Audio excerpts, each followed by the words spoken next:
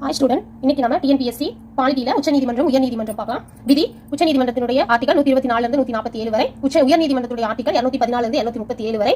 தலைமையிடம் வந்து உச்சநீதிமன்றம் டெல்லி, உயர்நீதிமன்றம் வந்து சென்னையில் இருக்கு. மாநில தலைமையிடம் சென்னை தான். நெக்ஸ்ட் துவக்கம் உச்சநீதிமன்றம் துவங்குறது ஜனவரி 28, 1950. உயர்நீதிமன்றம் 1862 அக்டோபர் 15 சென்னையில. அதுக்கப்புறம் ஃபர்ஸ்ட் முதல்ல கல்கத்தால தான் தோன்றியிருக்கு.